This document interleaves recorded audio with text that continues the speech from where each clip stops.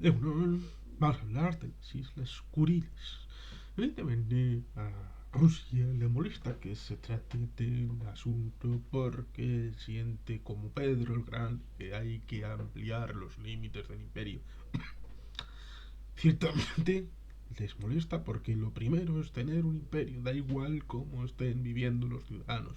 Los ciudadanos deben estar alegres y contentos de vivir en un gran país, sobre todo teniendo en cuenta que en el mundo moderno precisamente la ola del futuro iría en sentido contrario y debería de pensarse en el bienestar de los ciudadanos donde tengan libertad de movimiento, libertad de mercado, libertad de expresión, libertad de elección,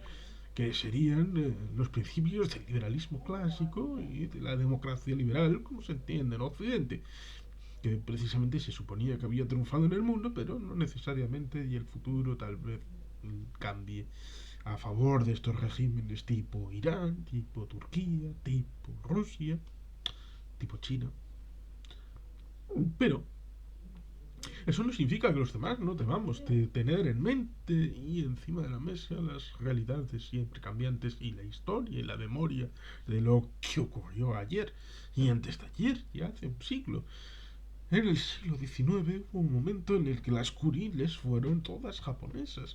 pero antes también hubo un acuerdo por el que las cuatro superiores a la isla de Hokkaido eran realmente japonesas. Siempre loco con el tema del cambio respecto a la soberanía de la isla Sajalín, reconocida por Japón a favor de Rusia. Pero Rusia, que está ahora inmersa dentro de la idea de que Ucrania es parte del territorio del imperio, y que evidentemente también debería de recordar, no solamente que en tiempos del siglo XVIII San Petersburgo se decía que era tierra de los suecos y Pedro el Grande estableció la idea de que en realidad podían establecer su nueva capital en el balcón del Báltico, ahora que se le está cerrando con la incorporación de Suecia y Finlandia a la organización del Tratado del Atlántico Norte. Bueno, pues ahí tendríamos esa realidad, dura realidad, respecto a que Königsberg siempre ha sido Prusia Oriental y nunca ha sido parte del Imperio de Rusia y nunca ha habido ni habrá probablemente un tratado internacional que establezca la idea de que ese territorio que debería de estar en Polonia podría estar en Lituania, podría ser parte de Suecia, podría ser independiente, podría ser parte de Alemania de vuelta.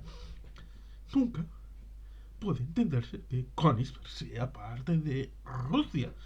Y eso debería de mentalizarse el poder en el Kremlin de que solamente un acto de fuerza es el que mantiene Königsberg dentro del territorio de Rusia. El Tratado 2 más 4 de 1990 entre las dos Alemanias y las potencias ocupantes como eran Estados Unidos, Francia, Reino Unido y la antigua Unión Soviética queda demostrado claramente y palmariamente por exclusión que Königsberg no está cedido ni incorporado legalmente al territorio de Rusia. Una Unión Soviética que justificó la incorporación por venganza, por el tema de las aguas cálidas,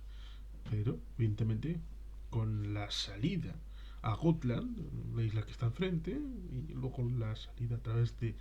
Dinamarca, Suecia y el canal de Kiel, que evidentemente es de Alemania, pues no deja en buen lugar las posibilidades y las potencialidades de Rusia a la hora de establecer ese diálogo. Un diálogo que en Extremo Oriente en el 1905 sufrió Rusia, contra todo pronóstico en aquel momento, una derrota contra el Imperio de Japón. Una derrota que tuvo sus consecuencias también con las negociaciones del siglo XIX y luego también, evidentemente, en la Segunda Guerra Mundial y todo lo que sucedió en el mes de agosto con la incorporación de la Unión Soviética a la guerra y con todo el tema de previo de la no agresión, porque habían tenido en el año 87, 88, 89 unas escaramuzas en la frontera respecto a Japón y la Unión Soviética, cosa que luego en el año 41 les llevó a no participar del esfuerzo bélico en comandita con los alemanes. Y luego, curiosamente, como contrapartida, cuando se produce en el inicio del 42, en marzo, la operación Doolittle, cuando en principio podría haberse establecido la idea de que, bueno, pues los estadounidenses que fueron a bombardear un poco a aguijón sobre Tokio, pero bombardeando el jardín del palacio del emperador, podían haber tratado de aterrizar en Vladivostok, por ejemplo, y no les dejaron, tuvieron que hacerlo en China, con el agravante de que eso obligó, para la mentalidad de los japoneses, a asesinar hasta 250.000 chinos directamente vinculados a los chinos que habían ayudado a los estadounidenses aviadores que cayeron en suelo chino después de haber hecho el viaje de ida del coronel Doolittle. En ese bombardeo, creo que con B-29 sobre portaaviones y que se lanzaron para lanzar un pequeño ramillete, pero que cambió la mentalidad de los japoneses en plena guerra. Pero los japoneses, no por ser derrotados en una guerra y acabar rindiéndose en el acorazado Missouri el 1 de septiembre del año 45, no dejan de tener derechos, tanto individuales como colectivos, y de tener derecho a su soberanía. Evidentemente no fueron incorporados al modelo alemán de troceamiento y de dependencias, cosa que en Alemania, pues evidentemente, como todo el mundo sabe, se estableció esa relación hasta el año 49, donde se establecieron dos estados, el Estado soviético y el Estado capitalista, es decir, la República Federal Alemana y la República Democrática Alemana. Sí, la operación Downfall era una operación respecto a la conquista del territorio japonés, pero que fue sobrepuesta con las bombas de Hiroshima y Nagasaki. Ciertamente que aceleraron el proceso de rendición de Japón hasta el día 15 de agosto, aunque luego el proceso formal, hasta el acta de rendición, sería otras 2 semanitas más. Pero, como digo, el futuro de Japón no puede estar vinculado exclusivamente a un hecho del pasado, y el pasado no puede condicionar el futuro de los pueblos. Eso pasa, por ejemplo, con Ucrania. Ucrania tiene derecho al futuro de sus ciudadanos libre e independientemente, porque eso significaría que, por ejemplo, los Estados Unidos, que hasta el año 1776 no nacen a la realidad de la historia, entonces no podrían haber existido si ponemos el asunto en el legado del anterior milenio. Y lo mismo con los países de Hispanoamérica, porque nacen al mundo con las conquistas ibéricas en Sudamérica, en Centroamérica y en la parte de Norteamérica al sur del Río Grande. Esos estados cimentan su realidad sobre las antiguas capitanías, virreinatos. Por tanto, tal vez si quisieran establecer una independencia podrían retomar a los incas, retomar a los aztecas, retomar a los mexicas, retomar a los pueblos originarios. Esto sería absolutamente absurdo, porque al fin y al cabo la dinámica fluida de la historia y de los pueblos debe de poder avanzar, pero evidentemente de una manera democrática, no solamente por la fuerza, que lo dijo Cánovas, cuando la fuerza hace el derecho, la fuerza es el derecho. O la idea de que como Rusia tiene la fuerza suficiente, aparentemente, o por lo menos hasta el 24 de febrero de este año 2022, para establecerse en Königsberg, de resultas de la Segunda Guerra Mundial, en las Kuriles, en Sajalín, de resultas también en la Segunda Guerra Mundial, en la versión del Pacífico, entonces eso ya es para siempre, aunque no tengan títulos jurídicos para establecerse ahí, que es un poco lo que pasó en el reverso con el ámbito de Malvinas y también en las Sandwich y las Georgias del Sur, con más motivo. En, en Malvinas, en principio, podían tener un título jurídico los argentinos, o por lo menos los grimían, pero, por ejemplo, en la embestida final, en Puerto Stanley, Puerto Argentino, digamos que los argentinos sobre el terreno se retrayeron a la hora de ganar la batalla, porque la podían haber ganado a un coste de vidas altísimo, pero la podrían haber ganado. ¿Pero para qué?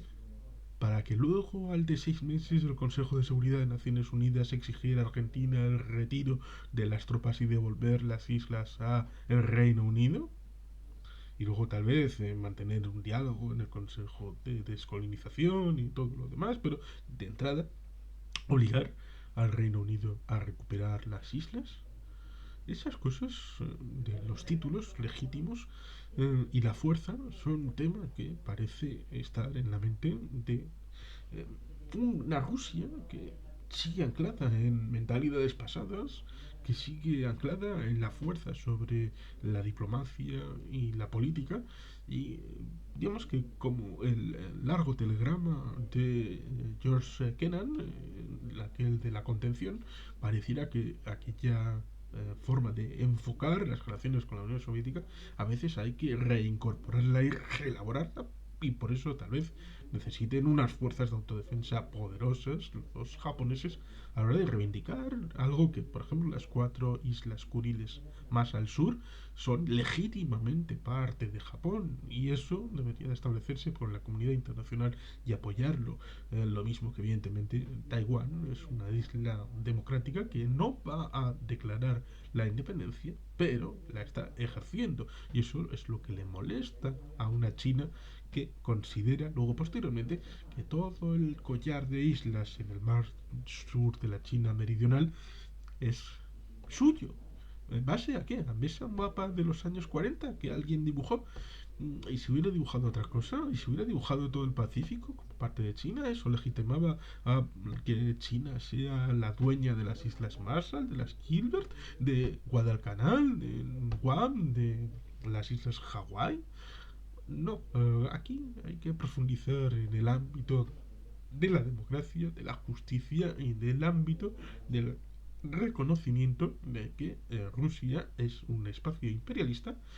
y que si quiere ejercer para algunos el derecho de autodeterminación, pues hay que ejercerlo también para con ella, y si de resultas